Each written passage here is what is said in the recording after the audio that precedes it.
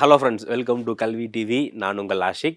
இந்த வீடியோவில் நம்ம டிசம்பர் மந்தோடைய கரண்ட் அஃபேர்ஸ் தான் பார்க்க போகிறோம். ஸோ டிசம்பர் மந்தில் தமிழ்நாட்டில் என்னென்னலாம் முக்கியமான கரண்ட் அஃபேர்ஸ் நடந்திருக்கு அப்படிங்கிறத தான் பார்க்க போகிறோம். ஸோ 2026 எல்லா எக்ஸாம்ஸும் வருது. டிஎன்பிசியில் group 1 exam, group 2 exam, group 4 exam, அதே மாதிரி சிடிஎஸ் எக்ஸாம், இந்த மாதிரி எல்லா எக்ஸாம்ஸும் வருது. நீங்கள் 2026 நடக்க போகிற எந்த எக்ஸாம்ஸ்க்கு ப்ரிப்பேர் பண்ணிட்டு இருந்தாலும் சரி, இந்த செஷன் அப்படிங்கிறது உங்களுக்கு ரொம்ப ரொம்ப ஹெல்ப்ஃபுல்லாக இருக்கும். ஸோ அதனால் மறக்காமல் நான் சொல்கிற முக்கியமான டீட்டெயில் எல்லாமே நோட் பண்ணிக்கோங்க. தமிழ்நாடு கரண்ட் அஃபேர்ஸ்லேருந்து கண்டிப்பாக தமிழ்நாடு கவர்மெண்ட் எக்ஸாம்ஸில் அதிகமான கொஷின்ஸ் வந்து கேட்குறாங்க. ஸோ அதனால் இதில் நான் என்னென்னலாம் முக்கியமான டீட்டெயில் சொல்கிறனோ அது எல்லாமே நோட் பண்ணி எல்லாமே எக்ஸாம் பர்ஸ்பெக்டிவில் ரொம்ப ரொம்ப முக்கியமான ஒரு விஷயம். ஸோ ஃபஸ்ட் என்ன அப்படின்னா, தென்காசியில் கோல்டன் ஜாக்கிள் அம்பாசிடர் ப்ரோக்ராம் அப்படிங்கிற இந்த ஒரு இனிஷியேட்டிவை தென்காசியில் வந்து ஸ்டார்ட் பண்ணியிருக்காங்க.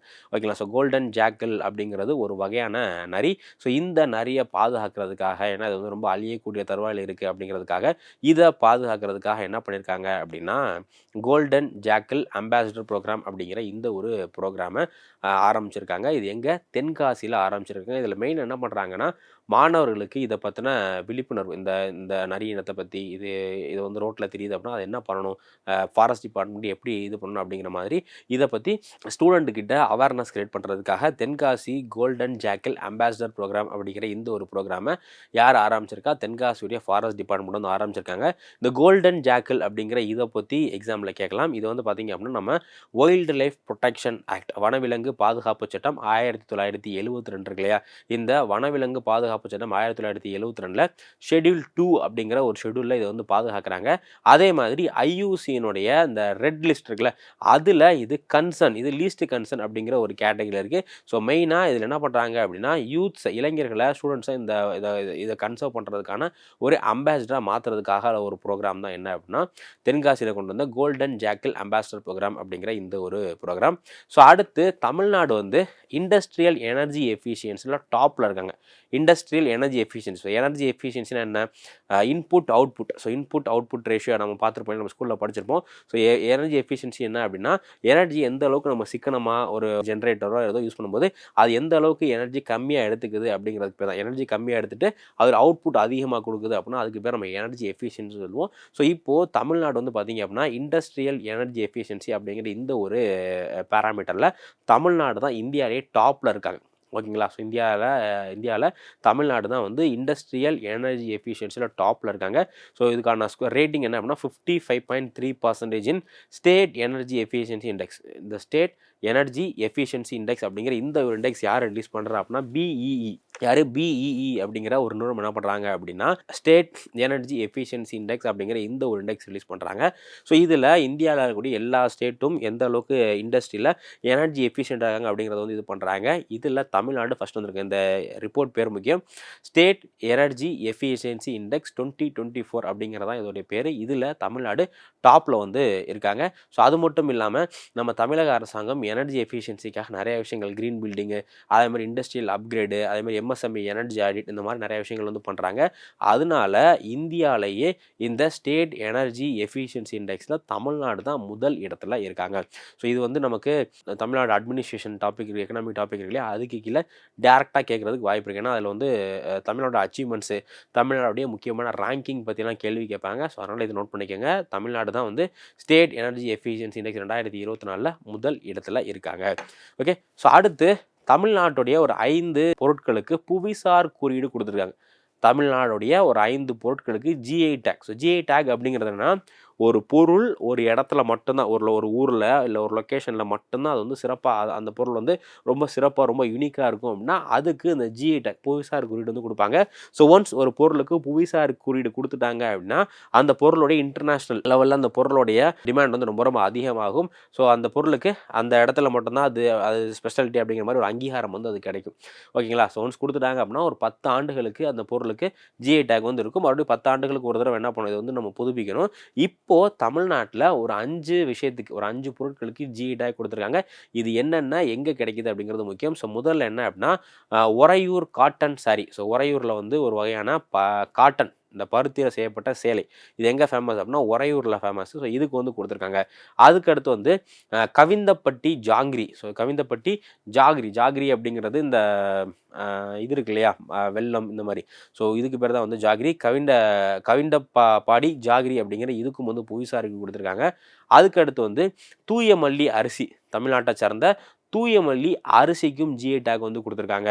தென் நாமக்கல்லை சார்ந்த சோப் ஸ்டோன். ஸோ நாமக்கல்லை சார்ந்த சோப் ஸ்டோன் குக்வேர், இந்த கல்னாலே செய்யப்பட்ட நம்ம சமைக்கக்கூடிய பண்டங்கள் இருக்கு இல்லையா, அதுக்கு எங்கே நாமக்கல் சோப் ஸ்டோன் குக்வேருக்கு வந்து ஜிஐ டேக் கொடுத்துருக்காங்க. அதுக்கப்புறமா அம்பாசமுத்திரம் உட்டன் டாய்.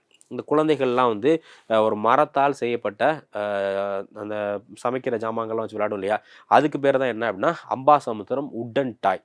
ஓகேங்களா. ஸோ இந்த அம்பாசமுத்திரம் மர பொம்மைகளுக்கும் ஜிஐ டேக் வந்து கொடுத்துருக்காங்க. ரொம்ப ரொம்ப முக்கியம். ஸோ மொத்தம் எத்தனை இதுக்கு 5 விஷயங்கள் கொடுத்துருக்காங்க. ஸோ மறுபடியும் அதை பார்த்துங்க. உறையூர் காட்டன் சாரிக்கு கொடுத்துருக்காங்க, கவிந்தப்பாடி ஜாகிரிக்கு கொடுத்துருக்காங்க, தூயமல்லி அரிசிக்கு கொடுத்துருக்காங்க, இந்த நாமக்கல் சோப் ஸ்டோன் குக்வேருக்கு, தென் சமுத்திரம் உட்டன் டாய், இந்த மாதிரி 5 விஷயங்களுக்கு வந்து கொடுத்துருக்காங்க. இப்போது தமிழ்நாட்டில் மொத்தம் எத்தனை ஜிஐ பொருட்கள் இருக்குது அப்படின்னா, தமிழ்நாட்டில் 74 ஜிஐ பொருட்கள். தமிழ்நாட்டில் 74 ஜிஐ பொருட்கள் வந்து இருக்குது. இந்தியாவிலேயே அதிகமான ஜிஐ பொருட்கள் எந்த மாநிலத்தில் இருக்குது அப்படிங்கிற கேள்வி நிறைய எக்ஸாம்ஸில் கேட்டிருக்காங்க.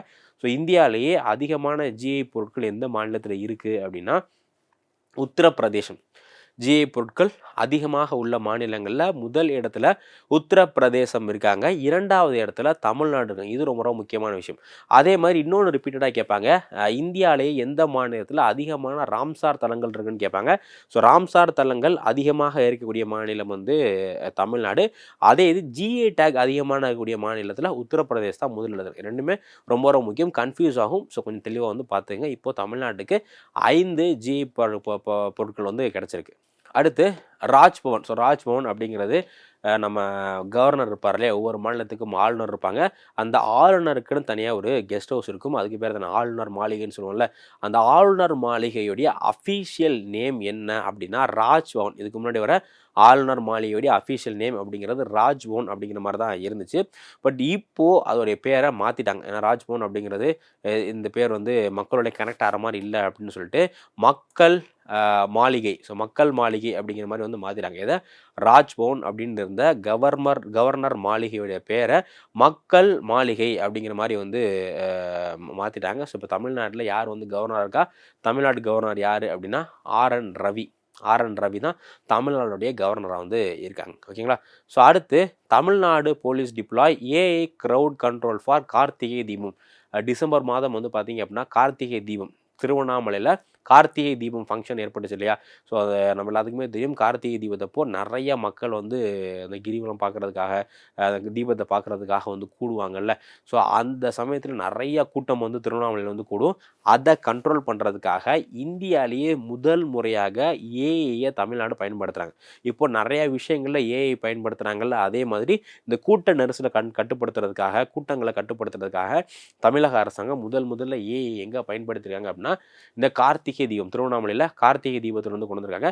So first time use of AI driven crowd management. So AI use பண்ணி எந்தெந்த இடத்துல அதிகமான க்ரௌட் இருக்கோ, ஏன்னா ஒன்ஸ் க்ரௌட் இருந்துச்சு அப்படின்னா ஸ்டாம்பேட் வந்து ஏற்படலாம். அது மட்டும் இல்லாமல் நிறையா க்ரைம்ஸ் வந்து ஏற்படுறதுக்கு வாய்ப்பு இருக்குது. ஸோ அதனால் எந்தெந்த இடத்துல அதிகமான கூட்டங்கள் இருக்கோ அந்த கூட்டத்தை அந்த இடத்த ஏஐ மூலியமாக, அந்த ஸ்பாட்டை ஏஐ மூலியமாக கண்டுபிடிச்சி அங்கே போலீஸ் போய் அந்த கூட்டத்தை கலைக்கிறதுக்கான ஒரு இனிஷியேட்டிவ் தான் வந்து பண்ணியிருந்தாங்க. இது இந்தியாவிலே முதல் முறையாக இதில் தான் திருவண்ணாமலையில் தான் வந்து பண்ணுறாங்க. So AI monitor 4 to 5% per square metre. ஒரு ஸ்கொயர் மீட்டரில் 4-5 பேர் இருக்காங்களா அப்படிங்கிறது வந்து பார்க்கும். அதுக்கு மேலே இருந்தாங்க அப்படின்னா அலாரம் ட்ரிகர் ஆகி ஸோ அங்கே வந்து மக்கள் போய் இது பண்ணுவாங்க. ஸோ இதுக்காக தீபம் 2025 அப்படிங்கிற ஒரு ஆப்பும் தமிழக அரசாங்கம் கொண்டு வந்தாங்க. என்ன ஆப்பு? தீபம் 2025 அப்படிங்கிற ஒரு ஆப்பும் வந்து கொண்டு வந்திருந்தாங்க. அடுத்து time person CEO and entertainer of the year. அடுத்து என்ன அப்படின்னா தமிழ்நாடு வந்து ஒரு எக்ஸ்பர்ட் கமிட்டி வந்து ஃபார்ம் பண்ணியிருக்காங்க. தமிழ்நாடு கவர்மெண்ட் ஒரு எக்ஸ்பர்ட் கமிட்டி வந்து ஃபார்ம் பண்ணியிருக்காங்க. எதுக்காக அப்படின்னா வைல்டு லைஃப் சம்மந்தமான ஒரு விஷயத்துக்காக, வனவிலங்கு சம்மந்தமான ஒரு விஷயத்துக்காக பண்ணியிருக்காங்க. என்ன அப்படின்னா, தமிழ்நாட்டில் நிறைய சமயத்தில் யானைகள் நம்ம நியூஸ்லலாம் பார்த்துருப்போம்.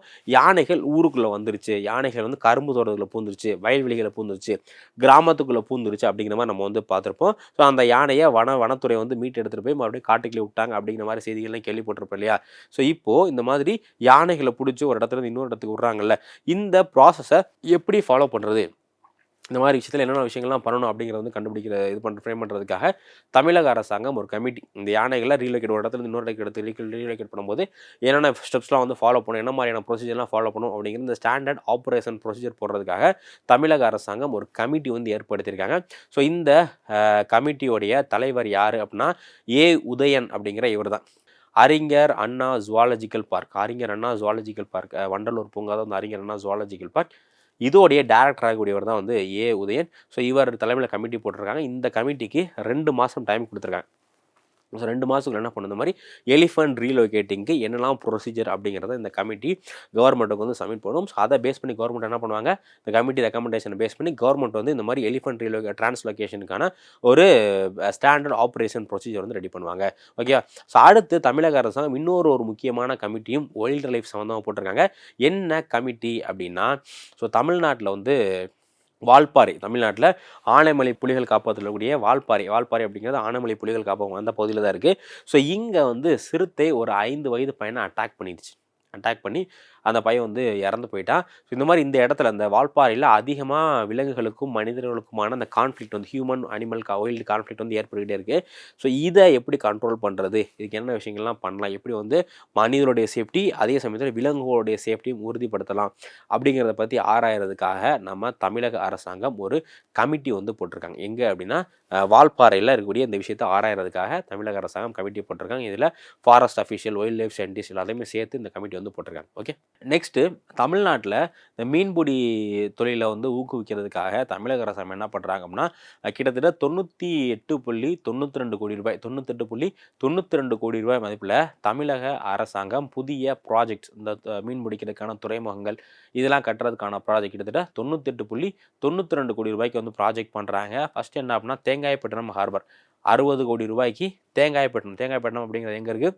ஸோ தேங்காய்பட்டினம் அப்படிங்கிற இது வந்து பார்த்திங்க அப்படின்னா கன்னியாகுமரி கிட்ட இருக்குது. ஸோ தேங்காய்பட்டத்தில் 60 கோடி ரூபாய்க்கு. அதுக்கப்புறமா வந்து பெரிய நாயக்கி சென்டர் அப்படிங்கிற இது வந்து 26 கோடி ரூபாய்க்கு வந்து பண்ணுறாங்க. அதுக்கப்புறமா தரங்கம்பாடி, கடலூருக்கு பக்கத்தில் தரங்கம்பாடி இருக்கு இல்லையா? ஸோ தரங்கம்பாடியில் ஹார்பருக்கு 10 கோடி ரூபாய். அதுக்கப்புறமா வந்து கடனா சீட் ஃபார்ம் வந்து 2.92 கோடி. ஸோ மொத்தம் வந்து பார்த்திங்க அப்படின்னா 98.92 கோடி ரூபாய்க்கு இந்த மீன் வளம் சம்மந்தமான ஒரு சில ப்ராஜெக்ட் வந்து பண்ணுறாங்க. இதில் முக்கியமாக ஹார்பர் மீன்பிடி துறைமுகங்கள் வந்து பண்ணியிருக்காங்க. தமிழ்நாடை பொறுத்தவரை இந்தியாவில் தமிழ்நாடு தான் வந்து லாங்கஸ்ட் கோஸ்ட்லைன். தமிழ்நாடுடைய இந்த கடல் எல்லை எவ்வளோ அப்படின்னா 1076 கிலோமீட்டர் 1076 கிலோமீட்டர் அப்படிங்கிறது தமிழ்நாடுடைய கடல் எல்லையாக இருக்குது. இந்த திட்டங்கள் மூலியமாக தமிழ்நாட்டை சேர்ந்த 81,000 மீனவர்கள் வந்து பெனிஃபிட் ஆகிறதுக்கு வாய்ப்பு இருக்குது அப்படிங்கிற மாதிரி சொல்கிறாங்க. ஓகே. இந்த லொக்கேஷன் பார்த்துங்க, தேங்காய்பட்டினம், பெரிய நாயக்கி சென்டர், அதுக்கப்புறம் தரங்கம்பாடி. அடுத்து மதுரையில் வந்து பார்த்திங்க அப்படின்னா ஒரு இன்வெஸ்ட்மெண்ட் மீட் தமிழக அரசாங்கம் இன்வெஸ்ட்மெண்ட் மீட் வந்து கண்டக்ட் பண்ணாங்க. ஒரு முதலீடுலாம் ஈர்க்கிறதுக்காக ஒரு மீட் வந்து டிஎன் இன்வெஸ்டர் மீட் அப்படிங்கிற இந்த ஒரு மீட் வந்து கண்டக்ட் பண்ணியிருந்தாங்க. ஸோ இதில் தமிழ்நாட்டில் முதலீடு பண்ணுறதுக்காக ஒரு 91 நிறுவனங்கள் புரிந்துணர்வு ஒப்பந்தம் தமிழக அரசாங்கத்தோட தமிழ்நாட்டில் வந்து இன்வெஸ்ட்மெண்ட் பண்ணுறதுக்காக எவ்வளோ நிறுவனங்கள் 91 நிறுவனங்கள் MOU புரிந்துணர்வு ஒப்பந்தங்கள் வந்து போட்டிருக்காங்க. ஸோ இதில் 36,660 கோடி 36,660 கோடிக்கான இன்வெஸ்ட்மெண்ட் வந்து வரப்போகுது. மெயினாக வந்து பார்த்திங்க அப்படின்னா இந்த டெக்னாலஜிக்கல் இந்த மாதிரி செக்டரில் தான் வந்து வரப்போகுது. அது மட்டும் இல்லாமல் மதுரையில் நம்மளுடைய சிஎம் வந்து 150.28 கோடி ரூபாய் இந்த ஃபங்க்ஷன் நடக்கும்போது மதுரைக்கு சிஎம் வந்து போயிருந்தாங்க. அப்போது மதுரையில் 150.28 கோடி ரூபாய்க்கு மேலமடை ஃப்ளைஓவர், மேலமடையில் ஒரு மேம்பாலம், மதுரையில் மேலமடை அப்படிங்கிற ரீஜன் இருக்கு ஏரியா இருக்கு இல்லையா, அங்கே ஒரு மேம்பாலம் வந்து போட்டிருக்காங்க. அது மட்டும் இல்லாமல் மேலூரில் சிப்காட் இண்டஸ்ட்ரியல் பார்க்கை பற்றி இண்டஸ்ட்ரியல் பார்க்குக்கான ஒரு அடிக்கலையும் வந்து நாட்டிருக்காங்க. அதே மாதிரி இதில் பேசும்போது தமிழ்நாடு வந்து இந்தியாவுடைய ஜிடிபிக்கு 9.2% இந்தியாவுடைய மொத்த உள்நாட்டு உற்பத்தி இருக்கு இல்லையா, அந்த மொத்த உள்நாட்டு உற்பத்திக்கு தமிழ்நாடுடைய கான்ட்ரிபியூஷன் எவ்வளோ அப்படின்னா 9.2%, 9.2% அப்படிங்கிறது தமிழ்நாடுடைய இதாக இருக்குது. அதே மாதிரி தமிழ்நாடு வந்து டாப் FDI டெஸ்டினேஷன், தமிழ்நாடு வந்து இந்தியாவுக்கு வரக்கூடிய எஃப்டிஏ இருக்குல்ல, அந்த எஃப்டிஏல தமிழ்நாடு வந்து ஒரு டாப் எஃப்டிஏ டெஸ்டினேஷனாக வந்து இருக்காங்க. ஸோ இது எல்லாமே வந்து நம்ம சிஎம் இந்த விழாவில் வந்து பேசியிருக்காங்க. அடுத்து ரொம்ப ரொம்ப முக்கியம், இப்போ தமிழக அரசாங்கம் நிறையா தொழில் கொள்கைகள் வந்து போட்டுட்ருக்காங்க. அதில் ஒரு முக்கியமான கொள்கை என்ன அப்படின்னா, தமிழ்நாடு டாய் மேனுஃபேக்சரிங் பாலிசி 2025. தமிழக அரசாங்கம் டாய் மேனுஃபேக்சரிங் பாலிசி 2025 அப்படிங்கிற இந்த ஒரு பாலிசி போட்டிருக்காங்க. இது என்ன அப்படின்னா, தமிழ்நாட்டில் இந்த பொம்மைகள்லாம் இருக்கு இல்லையா, அந்த பொம்மைகள்லாம் உற்பத்தி பண்ணுறதை அதிகப்படுத்தணும், இந்த பொம்மை உற்பத்தி பண்ணுறதுக்கான தொழிற்சாலைகளை அதிகமாக தமிழ்நாட்டில் கொண்டு வரணும் அப்படிங்கிறதுக்காக தமிழக அரசாங்கம் டாய் மேனுஃபேக்சரிங் பாலிசி 2025 அப்படிங்கிற இந்த ஒரு பாலிசியை வந்து போட்டிருக்காங்க. இதில் முக்கியமாக என்ன அப்படின்னா, இந்த டாய் மேனுஃபேக்சரிங் பாலிசியை சன்ரைஸ் செக்டாராக, இந்த பொம்மை உற்பத்தி துறையை தமிழக அரசாங்கம் என்ன பண்ணியிருக்காங்க அப்படின்னா, தொழில்துறை அந்தஸ்து வந்து கொடுத்துருக்காங்க. ஓகேங்களா? ஸோ இது வந்து சன்ரைசிங் செக்டார் அப்படிங்கிறது இப்போ ரீசெண்டாக என்னென்ன செக்டார்லாம் எமர்ஜ் ஆகிட்டு இருக்கோ அதுக்கு பேர் தான் வந்து சன்ரைஸ் செக்டார்னு சொல்லுவாங்க. ஸோ இப்போ டாய் மேனுஃபேக்சரிங் பாலிசியில் தமிழ்நாட்டில் இந்த டாய் மேனுஃபேக்சரிங் செக்டார் என்ன பண்ணியிருக்காங்க, சன்ரைஸ் செக்டாரை அனௌன்ஸ் வந்து பண்ணியிருக்காங்க. ஸோ இதில் யாரெல்லாம் இந்த டாய் மேனுஃபேக்சரிங் பண்ணுறதுக்கான தொழிற்சாலைகளை ஆரம்பிக்கிறாங்களோ அவங்களுக்கு தமிழக அரசாங்கம் ஒரு சில சலுகைகள் வந்து கொடுக்குறாங்க. அவங்களுக்கு 7 to 12% அவங்களுக்கு வந்து அவங்களுடைய கேபிட்டலில் அரசாங்கம் வந்து சப்சிடி கொடுக்குறாங்க. அதே மாதிரி இந்த கம்பெனிஸ் எல்லாமே வந்து 50 கோடி ரூபாய், ஸோ 50 கோடி ரூபாய்க்கு மேலே யாரெல்லாம் இன்வெஸ்ட்மெண்ட் பண்ணுறாங்களோ அவங்களுக்கு அவங்களுடைய கேபிட்டல்லேருந்து 7 to 12% தமிழக அரசாங்கம் இது வந்து கொடுக்குறாங்க. ஸோ ரொம்ப ரொம்ப முக்கியமானது. ஓகே, அதே மாதிரி 3 lakh legal aid per toy category for GI tag. இப்போது நிறையா ஊரில் இந்த தஞ்சாவூரில் இருக்கக்கூடிய தலையாட்டி பொம்மைலாம் ஃபேமஸ் இல்லை, அதே மாதிரி ஏதாச்சும் ஒரு ஊரில் ஸ்பெஷலாக உடைய டாய்க்கு GI டேக் அப்ளிகேஷன் பண்ணுறாங்க அப்படின்னா அதுக்காக 3 லட்சம் ரூபாய், அதுக்காக 3 லட்சம் ரூபாய் வந்து கொடுக்குறாங்க. ஓகே, ஸோ அடுத்து Tamil Nadu fastest growing state. So இது ரொம்ப ரொம்ப முக்கியம். ரீசெண்டாக நம்மளுடைய சென்ட்ரல் கவர்மெண்ட் என்ன பண்ணியிருந்தாங்க அப்படின்னா, ஒவ்வொரு ஸ்டேட்டும் எந்த அளவுக்கு அவங்களுடைய ஸ்டேட் ஜிடிபி இருக்குது அப்படிங்கிறதுக்கான ரிப்போர்ட் வந்து ரிலீஸ் பண்ணியிருந்தாங்க. ஸோ தமிழ்நாடுடைய கிராஸ் ஸ்டேட் டொமஸ்டிக் ப்ராடக்ட் எப்படி வந்து கண்ட்ரிக்கு டொமஸ்டிக் ப்ராடக்ட் இருக்கோ அதே மாதிரி ஸ்டேட்டுக்கு கிராஸ் ஸ்டேட் டொமஸ்டிக் ப்ராடக்ட் அப்படிங்கிற இது வந்து இருக்குது. ஸோ தமிழ்நாடுடைய கிராஸ் ஸ்டேட் டொமஸ்டிக் ப்ராடக்டுடைய க்ரோத் எவ்வளோ அப்படின்னா 16%. ஸோ கரண்ட் ப்ரைஸ்லேருந்து 16% வந்து பார்த்திங்க அப்படின்னா கிராஸ் ஸ்டேட் டொமஸ்டிக் ப்ராடக்டுடைய growth வந்திருக்கு. இதுதான் வந்து highest in India. So last 3 வருஷத்தில் இந்தியாவில் வந்து ஹையஸ்ட் growth இதுதான். மொத்தம் தமிழ்நாடுடைய gross state domestic product value 31.18 லட்சம் கோடி. எவ்வளோ? 31.18 லட்சம் கோடி அப்படிங்கிறது தான் வேல்யூ. ஸோ இது வந்து மகாராஷ்டிராக்கு அப்புறமா தமிழ்நாடு தான் ஜிடிபியில் கிராஸ் ஸ்டேட் டொமஸ்டிக் ப்ராடக்டில் 2வது இடத்துல இருக்காங்க. அதே மாதிரி தமிழ்நாடுடைய பெர் கேபிட்டா இன்கம், தமிழ்நாடுடைய தனி நபர் வருமானம் பெர் கேபிட்டா இன்கம் அப்படிங்கிறது 3.62 லட்சம். தமிழ்நாடுடைய பெர் கேபிட்டா தனி நபர் வருமானம் அப்படிங்கிறது 3.62 லட்சம். ஸோ இந்தியாவில் தமிழ்நாடு 3வது இருக்காங்க. முதல் இடத்துல கர்நாடகா இருக்காங்க பெர் கேபிட்டா இன்கமில் 2வதாக தெலுங்கானா. ஸோ 3வது யார் இருக்கா அப்படின்னா 3வதாக தமிழகம் வந்து பெர் கேபிட்டா இன்கமில் 3வது வந்திருக்காங்க. ஓகேவா? அடுத்து தமிழ்நாடுடைய ஒரு டீச்சர் வந்து பார்த்திங்க அப்படின்னா சிவில் சர்வீஸ் அத்லெட்டிக் மீட் வந்து நடந்துச்சு. சிவில் சர்வீஸ்க்கான அத்லெட்டிக் மீட்டு. ஸோ இதில் வந்து வெற்றி பெற்றிருக்காங்க. யார் அப்படின்னா விஜயலட்சுமி அப்படிங்கிற இவங்க யாருன்னா government teacher from Nallur school. So ஈரோடில் நல்லூர் அப்படிங்கிற ஒரு இடத்துல இருக்கக்கூடிய ஸ்கூலில் கவர்மெண்ட் ஸ்கூலில் டீச்சர் தான் யார், விஜயலட்சுமி அப்படிங்கிற இந்த ஒரு டீச்சர். இவங்க என்ன பண்ணியிருக்காங்க அப்படின்னா all India civil service athletic meet அப்படிங்கிற இந்த ஒரு மீட் நடந்துச்சு. ஸோ இந்த மீட்டில் யார் வெற்றி பெற்றிருக்கா? ஸோ இதில் வந்து தமிழ்நாட்டை சார்ந்த ஆசிரியை வந்து ஷார்ட் புட்டில் குண்டு எறிதல் இருக்குல்ல, இந்த ஷார்ட் புட்டில் கோல்டு மெடல் வெற்றி பெற்றிருக்காங்க. அது மட்டும் இல்லாமல் டிஸ்கஸ் த்ரோவில் இவங்க பிரான்ஸ் மெடல் வந்து வெற்றி பெற்றிருக்காங்க. இதுவரை தமிழ்நாட்டில் யாருமே வந்து இந்த போட்டியில் வெற்றி பெற்றாங்க, இவங்க தான் வந்து வெற்றி பெற்றிருக்காங்க. இந்த all India civil service athletic championship நடந்துச்சு இல்லையா, இது எங்கே நடந்துச்சு அப்படின்னா இது வந்து பீகாரில் பாட்னாவில் தான் இந்த சாம்பியன்ஷிப் போட்டி வந்து நடந்துச்சு. ரொம்ப ரொம்ப முக்கியம். So next cash incentive for carrom world cup. So ரீசெண்டாக மாலத்தீவில் வந்து கேரம் போட்டிக்கான உலகக்கோப்பை போட்டி 7வது கேரம் வேர்ல்டு கப், எப்படி வந்து கிரிக்கெட்டு, ஃபுட்பால், ஹாக்கி எல்லாம் வேர்ல்டு கப் நடக்குதோ அதே மாதிரி கேரம் போட்டிக்கான வேர்ல்டு கப்பும் வந்து 2025 நடந்துச்சு. எங்கே அப்படின்னா மாலத்தீவில் 7வது கேரம் வேர்ல்டு கப் வந்து நடந்துச்சு. இதில் இந்தியா சிறப்பாக செயல்பட்டுருந்தாங்க. அதில் குறிப்பாக தமிழ்நாட்டை சார்ந்த நிறையா வீராங்கனைகள் இதில் வந்து பங்கேற்றிருந்தாங்க. அவங்க எல்லாத்துக்குமே தமிழக அரசாங்கம் பரிசு வந்து கொடுத்துருக்காங்க. இதில் முதல்ல யார் அப்படின்னா கீர்த்தனா அப்படிங்கிற இவங்களுக்கு தமிழக அரசாங்கம் 1 கோடி ரூபாய். யாருக்கு? கீர்த்தனா அவர்களுக்கு தமிழக அரசாங்கம் ₹1 கோடி கொடுக்குறாங்க. இரண்டாவதா காசிமா அப்படிங்கிற இவங்களுக்கு 50 லட்சம் ரூபாய். எவ்வளோ? 50 லேக்ஸ். 50 லேக் யாருக்கு? காசிமா அப்படிங்கிற இவங்களுக்கு. அடுத்து மித்ரா அப்படிங்கிற இவங்களுக்கு தமிழக அரசாங்கம் 40 லட்சம் கொடுத்துருக்காங்க. யார் யாருக்கு? கீர்த்தனாக்கு ₹1 கோடி, காசிமா அவர்களுக்கு 50 லட்சம் ரூபாய், தென் மித்ராக்கு 40 லட்சம் ரூபாய். எக்ஸாமில் இவங்க 3 பேரையும் கொடுத்துட்டு இவங்க எந்த விளையாட்டுடன் தொடர்புடையவர்கள் அப்படிங்கிற மாதிரி கேட்பாங்க. இவங்க 3 நபர்களுமே எந்த விளையாட்டுடன் தொடர்புடையவர்கள்? கேரம் போட தொடர்புடையவர்கள். ஓகேங்களா? ஸோ மொத்தம் வந்து ₹1.9 கோடி. தமிழக அரசாங்கம் இந்த மாதிரி விளையாட்டு போட்டிகளில் யார் யாரெல்லாம் சிறப்பாக செயல்படுறாங்க, இன்டர்நேஷனல் போட்டியில் யார் யாரெல்லாம் சிறப்பாக செயல்படுறாங்களோ அவங்களுக்கு கேஷ் ப்ரைஸ் வந்து கொடுக்குறாங்க. ஸோ அந்த வகையில் இவங்களுக்கு வந்து கொடுத்துருக்காங்க. அடுத்து ரீசெண்டாக நம்ம தமிழ்நாடு டூரிசம் டிபார்ட்மெண்ட் தமிழ்நாட்டில் எந்தெந்த டூரிஸ்ட் பிளேசஸ்க்குலாம் அதிகமான மக்கள் வர்றாங்க அப்படிங்கிற மாதிரி ஒரு இது வந்து பண்ணியிருந்தாங்க. ஸோ இதில் வந்து பார்த்தீங்க அப்படின்னா தமிழ்நாட்டில் திருச்சி வந்து டூரிஸ்ட் டெஸ்டினேஷனாக ரொம்ப ரொம்ப முதல் இடத்துல வந்து இருக்குது. ஓகேங்களா? ஸோ 23.9 லட்சம் மக்கள் வந்து 2025 திருச்சிக்கு வந்து வந்திருக்காங்க. இதை வந்து ஹையஸ்ட் தமிழ்நாட்டிலே. அதே மாதிரி ஃபாரின் அரைவலில் 2வது இடத்துல. ஓகேங்களா? ஸோ ஃபாரின் அரைவல்ஸில் அதிகமான நம்ம வெளிநாட்டிலேருந்து டூரிஸ்ட் இருக்காங்கல்ல, அவங்க அதிகமாக வர்ற இதில் யார் ஃபஸ்ட் இருக்கா அப்படின்னா மதுரையில் 1.53 லட்சம் ஃபாரின் டூரிஸ்ட் வந்து வர்றாங்க. ஸோ அதுக்கு அடுத்தபடியாக திருச்சியில் தான் வந்து 2ஆக இருக்காங்க. ஓகேங்களா? ஸோ மதுரை வந்து ஃபாரின் டூரிஸ்ட்டில் ஃபஸ்ட்டு,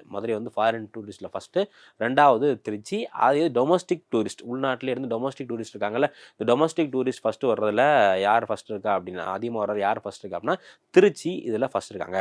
ஓகே. ஸோ அடுத்து தமிழ்நாடு வந்து HPV vaccination roll Tamil Nadu government வந்து பார்த்திங்கன்னா போன பட்ஜெட்டில் 2025ஆம் ஆண்டுக்கான பட்ஜெட்லேயே HPV அப்படிங்கிறதுனா ஹியூமன் பேப்பிலோமா வைரஸ் அப்படிங்கிற இது வந்து ரொம்ப ரொம்ப கொடுமையான வைரஸ். இது யாரை தாக்கும் அப்படின்னா பெண்களை, குறிப்பாக இந்த இளம் வயதில் இருக்கக்கூடிய பெண்களை தாக்கக்கூடிய வைரஸு. ஸோ ஒன்ஸ் இந்த வைரஸ் ஏற்பட்டுருச்சு அப்படின்னா அவங்களுக்கு கர்ப்பவாய் புற்றுநோய் ஏற்படுறதுக்கு அதிகமான வாய்ப்புகள் இருக்குது. ஸோ அதனால் இதுக்கான தடுப்பூசி போடணும். இந்த தடுப்பூசி நீங்கள் ப்ரைவேட்டில் போய் போட்டிங்க அப்படின்னா ரேட் வந்து ஜாஸ்தி, ₹2000 ₹3000 அப்படிங்கிற மாதிரி உங்களுக்கு இதாகும், அதிகமாகும். இந்த அமௌண்ட்டை எல்லாராலையும் அஃபோர்ட் பண்ண முடியுமா அப்படின்னா கண்டிப்பாக அஃபோர்ட் பண்ண முடியாது. ஸோ அதனால் தமிழ்நாடு கவர்மெண்ட் போன பட்ஜெட்டில் என்ன பண்ணாங்க அப்படின்னா ஹியூமன் பேப்பிலோமா வைரஸ் வந்து எல்லா குழந்தைகளுக்கும் 9 வயசுலேருந்து 14 வயசுக்குள்ள உள்ள சிறுமிகளுக்கு இது போடப்படும் அப்படிங்கிற மாதிரி ஃப்ரீயாகவே கவர்மெண்ட் ஸ்கூல்ஸில் அவங்க படிக்கும்போது ஸ்கூல்ஸ்லேயே வந்து போடப்படும் அப்படிங்கிற மாதிரி சொல்லியிருந்தாங்க. இப்போது கவர்மெண்ட் வந்து அதுக்கான ப்ராசஸை ஸ்டார்ட் பண்ணிட்டாங்க. கவர்மெண்ட் என்ன பண்ண போகிறாங்க அப்படின்னா 9 வயசுலேருந்து 14 வயசுக்குள்ளே உள்ள குழந்தைகளுக்கு வந்து போட போகிறாங்க. ஸோ முதல் கட்டமாக ஒரு 4 டிஸ்ட்ரிக்டில் அதிகமாக இந்த வைரஸ் வந்து காணப்படுது. ஓகேங்களா? ஸோ அந்த இடத்துல வந்து முதல் கட்டமாக போடப்படுறாங்க. இதுக்கான டோட்டல் அலோகேஷன் எவ்வளோ அப்படின்னா ₹36 கோடி. எவ்வளோ? 36 crore. ஸோ தமிழக அரசாங்கம் இதுக்காக ₹36 கோடி வந்து அலோகேட் பண்ணுறாங்க. இது மூலிமா 3.38 லட்சம் கேர்ள்ஸ்க்கு இந்த டோசேஜ் வந்து தமிழக அரசாங்கம் வந்து ப்ரொவைட் பண்ணுறாங்க. ஓகே. அடுத்து நம்மளுடைய சென்ட்ரல் கவர்மெண்ட் என்ன பண்ணியிருக்காங்க அப்படின்னா முத்தரையர் அப்படிங்கிற ஒரு குறுநிறுவனங்கள் தமிழ்நாடு ஆட்சி செஞ்சுருப்பாங்க. இவங்களுக்காக ஒரு ஸ்டாம்ப் வந்து ரிலீஸ் பண்ணியிருக்காங்க. ஓகேங்களா? ஸோ யார் அப்படின்னா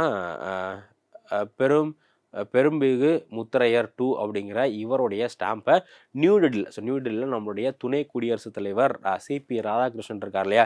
ஸோ சிபி ராதாகிருஷ்ணன் அவர்கள் இந்த ஸ்டாம்ப் வந்து ரிலீஸ் பண்ணியிருக்காங்க. யாருக்காக? முத்தரையர் அரசருக்காக. முத்தரையர் அப்படிங்கிற ஒரு வம்சம் வந்து தமிழ்நாட்டில் ஒரு குறுநில மன்னர்கள் மாதிரி இவங்க ஆட்சி பண்ணியிருப்பாங்க. ஸோ இவங்களுக்கான ஒரு ஸ்டாம்பை ரிலீஸ் பண்ணியிருக்காங்க. அடுத்து தமிழ்நாட்டில் கலைமாமணி அவார்ட். ஸோ தமிழ்நாட்டில் நம்மளுடைய சிஎம் என்ன பண்ணியிருக்காங்க அப்படின்னா கலைமாமணி அவார்டு வந்து கொடுத்துருக்காங்க. கலைமாமணி அப்புறம் கலைஞர் அவார்டு வந்து கொடுத்துருக்காங்க. எப்போ அப்படின்னா இது யார் யாருக்கு கொடுத்துருக்காங்க அப்படின்னா முத்தமிழ் பேரவை அப்படிங்கிற இந்த அமைப்புடைய ஒரு மாநாடு இருந்துச்சு, இதில் கொடுத்துருக்காங்க. ஆக்டர் நாசர் இருக்கார் இல்லையா, இவருக்கு வந்து கலைஞர் அவார்டு. யாருக்கு? ஆக்டர் நாசர் அவர்களுக்கு கலைஞர் அவார்டு வந்து கொடுத்துருக்காங்க. அதுக்கப்புறம் வந்து பார்த்திங்க அப்படின்னா செல்வம் அவார்டு அப்படிங்கிற இந்த ஒரு அவார்டு வந்து இயல், இசை, நாட்டிய, நாதஸ்வரம் இந்த மாதிரியான விஷயங்களுக்கு செல்வம் அவார்டு அப்படிங்கிற இந்த ஒரு அவார்டு கொடுத்துருக்காங்க. ரொம்ப ரொம்ப முக்கியம். கலைஞர் அவார்டு யாருக்கு கொடுத்தாங்க அப்படின்னா நாசர் அவர்களுக்கு கலைஞர் அவார்டு கொடுத்துருக்காங்க. ஸோ அடுத்து தமிழ்நாட்டில் இந்த எஸ்ஐஆருக்கான ப்ராசஸ்லாம் முடிஞ்சு முதல் கட்டமாக வாக்காளர் பட்டியல் வந்து ரிலீஸ் பண்ணியிருந்தாங்க. ஸோ இதில் வந்து பார்த்திங்க அப்படின்னா தமிழ்நாட்டில் மொத்தம் 5.43 கோடி வாக்காளர்களோ 5.43 5.43 கோடி வாக்காளர்களும் தமிழ்நாட்டில் இருக்காங்க. இதில் 2.77 கோடி அப்படிங்கிறது ஆண் வாக்காளர்கள். ஸோ பெண் வாக்காளர்கள். ஆண்கள் வந்து பார்த்தீங்க அப்படின்னா 2.66. ஸோ இப்போ தமிழ்நாட்டில் எந்த கேட்டகரியாக வாக்காளர்கள் அதிகமாக இருக்காங்க அப்படின்னா பெண் வாக்காளர்கள் தமிழ்நாட்டில் அதிகமாக இருக்காங்க, ஆண்கள் வந்து கம்மியாக இருக்காங்க. ஸோ தமிழ்நாட்டில் வந்து நவம்பர் 4ஆம் தேதியிலிருந்து டிசம்பர் 14 வரை தமிழ்நாட்டில் எஸ்ஐஆருக்கான ப்ராசஸ் வந்து போயிட்டு இருந்துச்சு இல்லையா. இந்த எஸ்ஐஆர் முடிச்சு இது ரிலீஸ் பண்ணாங்க. ஸோ இப்போது இந்த மாதம் ஜனவரி கடைசி வரை என்ன பண்ணிக்கலாம் அப்படின்னா, யாரோட பேரில் அது விடுபட்டு போயிருக்கோ அவங்களுடைய பேரை வந்து செக் பண்ணிக்கலாம். ஓகேங்களா. அடுத்து நம்மளுடைய துணை முதல்வர் அவர்கள் சென்னை மெரினா பீச்சில் ஒரு முக்கியமான விஷயம் வந்து தொடங்கி வச்சுருக்காங்க. என்ன அப்படின்னா, ஒரு 80 பேர் தங்கக்கூடிய அளவுக்கு ஒரு நைட் ஷெல்டர். இந்த நிறைய பேர் வந்து சாலை ஓரத்தில் படுத்துருப்பாங்க வீடெலாம் இல்லாமல். மனநலம் பாதிக்கப்பட்டவர்களாக இருக்கட்டும், இல்லை நார்மலான பீப்புள் கூட வீடெலாம் இல்லாமல் சாலை ஓரத்தில் படுத்திருப்பாங்க இல்லையா. அவங்களுக்காக தமிழ்நாட்டில் இரவு நேரம் தங்குறதுக்கான ஒரு தங்கும் இடம் வந்து கொண்டு வந்திருக்காங்க. ஒரு 80 பேர் தங்குற மாதிரி நைட் ஷெல்டர் ஹோம் வந்து எங்கே அப்படின்னா, அண்ணா ஸ்கொயர் பஸ் ஸ்டாண்டு கிட்ட. அண்ணா ஸ்கொயர் பஸ் ஸ்டாண்ட் மெரினா பீச்சில் அண்ணா ஸ்கொயர் பஸ் ஸ்டாண்ட் இருக்கு இல்லையா. இந்த அண்ணா ஸ்கொயர் பஸ் ஸ்டாண்டு கிட்ட 86 லட்சம், எவ்வளோக்கு 86 லேக், 86 லட்சம் ரூபாய்க்கு இந்த இது வந்து கொண்டு வந்திருக்காங்க. ஸோ அவங்களுக்கு தேவையான பிளாங்கெட்டு, டாய்லெட்டு, வாட்ரு, இந்த மாதிரி எல்லா விஷயங்களுமே இதில் வந்து இருக்கும். ஸோ முக்கியமாக இந்த நகரங்களில் யாரெல்லாம் வீடு இல்லாமல் இருக்காங்களோ அவங்களுக்கு வந்து இந்த பனி காலத்துலலாம் வந்து குளிர்காலத்தில் வெளியே தூங்க ரொம்ப ரொம்ப கஷ்டமாக இருக்கும் இல்லையா. ஸோ அதனால் இந்த ஒரு விஷயத்தை தமிழக அரசாங்கம் வந்து பண்ணுறாங்க. அடுத்து ரொம்ப ரொம்ப முக்கியம், தமிழக அரசாங்கம் பொருணை மியூசியம், திருநெல்வேலி மாவட்டத்தில் பொருணை மியூசியம் அப்படிங்கிற ரொம்ப ஒரு வரலாற்று சிறப்புமிக்க மியூசியத்தை திறந்து வச்சுருக்காங்க. இதுக்கான டோட்டல் காஸ்ட் எவ்வளோ அப்படின்னா 67.25 கோடி ரூபாய், 67.25 crore, 67.25 கோடி ரூபாய் மதிப்பில் பொருணை மியூசியம் அப்படிங்கிற இந்த ஒரு மியூசியத்தை திருநெல்வேலி, திருநெல்வேலியில் பொருணை மியூசியம் அப்படிங்கிற இந்த ஒரு மியூசியத்தை திறந்து வச்சுருக்காங்க. ஸோ மொத்தம் இந்த மியூசியத்துடைய பரப்பளவு எவ்வளோ அப்படின்னா 13 ஏக்கர், 13 ஏக்கரில் இது வந்து இதாக இருக்குது. ஸோ மெயினாக தாமிரபரணி சிவிலைசேஷன் அப்படிங்கிற இந்த சிவிலைசேஷன்லேருந்து நிறைய பொருட்கள், அந்த காலத்து மக்கள் பயன்படுத்தப்பட்ட நிறைய பொருட்களை வந்து அகழாராய்ச்சி மூலியமாக எடுத்திருக்காங்க. இந்த பொருட்கள் எல்லாத்தையுமே காட்சிப்படுத்துறதுக்கான ஒரு மியூசியம் தான் என்ன அப்படின்னா இந்த பொருணை மியூசியம் அப்படிங்கிறது. ஸோ இதை யார் மேனேஜ் பண்ண போகிறா அப்படின்னா தமிழ்நாடுடைய ஸ்டேட் ஆர்கியாலஜிக்கல் டிபார்ட்மெண்ட், தமிழ்நாடுடைய மாநில தொல்லியல் துறையர்களே இவங்க தான் வந்து ஆராய்ச்சி பண்ண போகிறாங்க. ஸோ ரொம்ப முக்கியமான ஒரு விஷயம். Next marine production force. So தமிழ்நாட்டில் ஆலிவ் ரெட்லே டர்ட்டில் அப்படிங்கிற இந்த ஒரு ஆமை இனங்களை பாதுகாக்கிறதுக்காக மெரைன் ப்ரொடக்ஷன் ஃபோர்ஸ் அப்படிங்கிற இந்த ஒரு விஷயத்தை வந்து லான்ச் பண்ணியிருக்காங்க. இது எங்கே அப்படின்னா சென்னையில் ஆலிவ் ரெட்லே டர்ட்டில் அப்படின்னு சொல்லக்கூடிய இந்த ஒரு ஆமை இனத்தை ப்ரொடெக்ட் பண்ணுறதுக்காக வந்து போடுறாங்க. ஸோ இது மட்டும் இல்லாமல் இந்த ஆமை இனமாக இருக்கட்டும், அதே மாதிரி டுகாங் அப்படிங்கிறது கடல் பசு, எல்லாத்தையுமே வந்து ப்ரொடெக்ட் பண்ணுறதுக்காக முக்கியமாக போட்டு, அதுக்கப்புறம் ட்ரோன் யூஸ் பண்ணி ப்ரொடெக்ட் பண்ணுறாங்க. ஸோ இதை தமிழ்நாடு அரசாங்கம் தமிழ்நாடு மெரைன் ப்ரொடக்ஷன் ஃபோர்ஸ் அப்படிங்கிற இந்த ஒரு விஷயம், கடல் பாதுகாப்பு படையை தமிழக அரசாங்கம் வந்து கொண்டு வந்திருக்காங்க. ஸோ நெக்ஸ்ட்டு தமிழக அரசாங்கம் திருக்குறள் வீக் 2026 திருக்குறள் வீக் அப்படிங்கிற இந்த ஒரு வாரம் வந்து கொண்டாடுறாங்க. இனிமேல் ஒவ்வொரு ஆண்டும் ஜனவரி மாதம் என்ன பண்ண போகிறாங்க அப்படின்னா திருக்குறள் வீக் அப்படிங்கிற இந்த ஒரு வீக் கொண்டாட போகிறாங்க. இதுக்கு எவ்வளோ பட்ஜெட், 2026க்கு எவ்வளோ பட்ஜெட் ஒதுக்கியிருக்காங்க அப்படின்னா 80 லட்சம். ஓகேங்களா. ஸோ 80 லேக் எதுக்கான பட்ஜெட் ஒதுக்கியிருக்காங்க, தமிழக அரசாங்கம் திருக்குறள் வாரத்துக்காக, திருக்குறள் வீக்காக 80 லேக் வந்து பட்ஜெட் ஒதுக்கியிருக்காங்க. ஓகேங்களா. இதில் நிறையா போட்டிகள், அதே மாதிரி திருக்குறளை பற்றி அவேர்னஸ் கிரியேட் பண்ணுறதுக்காக அவேர்னஸ் கேம்பெயின் எல்லாமே வந்து நடத்த போகிறாங்க. இதுக்கான நோடல் ஏஜென்சி யார் அப்படின்னா தமிழ் டெவலப்மெண்ட் டைரக்டரேட். ஓகேங்களா. தமிழ் வளர்ச்சி இயக்கம் இருக்கு இல்லையா, இவங்க தான் இதுக்கான இதாக வந்திருக்காங்க. ஸோ அடுத்து flyover named C Subramaniam. So கோயம்புத்தூரில் ரீசெண்டாக ஒரு ஃப்ளைஓவரை திறந்து வச்சுருக்காங்க. அந்த ஃப்ளைஓவருக்கு யாரோட பேர் வச்சுருக்காங்க அப்படின்னா பாரத ரத்னா அவார்டு வாங்கினா சி சுப்பிரமணியம் இருக்கார் இல்லையா. ஸோ இவர் வந்து ஆர்கிடெக்ட் ஆஃப் கிரீன் ரெவல்யூஷன் அப்படிங்கிற மாதிரி சொல்லுவாங்க. அதேமாதிரி சென்ட்ரல் கவர்மெண்ட்டில் அக்ரிகல்ச்சர் மினிஸ்டராகவும் இருந்திருக்கார். நம்ம அந்த கிரீன் ரெவல்யூஷன் டயத்துலலாம் வந்து அக்ரிகல்ச்சர் மினிஸ்டராக இருந்தவர் யார் அப்படின்னா சி சுப்பிரமணியம் அப்படிங்கிற இவர் தான் அக்ரிகல்ச்சர் மினிஸ்டராக இருந்திருக்காரு. இந்தியாவுடைய கிரீன் ரெவல்யூஷன் டயத்தில் ரொம்ப ஒரு முக்கியமான ரோல் வந்து ப்ளே பண்ண நபர் தான் வந்து ஜி சுப்பிரமணியன். இவருக்கு நம்மளுடைய மத்திய அரசாங்கம் பாரத ரத்னா விருதுலாம் கொடுத்துருக்காங்க. இப்போது கோயம்புத்தூரில் ஆத்துப்பாலம்லேருந்து உக்கடம் வர ஒரு ஃப்ளைஓவர் வந்து திறந்து வச்சுருந்தாங்க. இந்த ஃப்ளைஓவருக்கு யாருடைய பேர் வச்சுருக்காங்க அப்படின்னா சி சுப்பிரமணியம். யார்? சி சுப்பிரமணியன் அப்படிங்கிற இவருடைய ஃப்ளைஓவர் தான் தமிழக அரசாங்கம் வந்து வச்சுருக்காங்க. ரொம்ப ரொம்ப முக்கியமான ஒரு விஷயம். அடுத்து எல்காட். ஸோ எல்காட்டும் பர்ப்ளெக்சிட்டியும் ஒரு அக்ரிமெண்ட் வந்து போடுறாங்க. பர்ப்ளெக்சிட்டி அப்படிங்கிறது ஒரு முக்கியமான ஏஐ டூலு. ஸோ தமிழ்நாட்டில் மாணவர்களுக்கு ஏஐ கற்றுக் கொடுக்கறதுக்காக எல்காட் அப்படிங்கிற இந்த ஒரு நிறுவனமும் பர்ப்ளெக்சிட்டியும் சேர்ந்து புரிந்துணர்வு ஒப்பந்தம் வந்து போட்டிருக்காங்க. ஸோ இதோட நமக்கு டிசம்பர் மந்தில் தமிழ்நாடு கரண்ட் அஃபேர்ஸ் முடிஞ்சிருச்சு. ஸோ நம்ம நெக்ஸ்ட் வீடியோவில் அடுத்த டாபிக் வந்து பார்க்கலாம். தேங்க்யூ.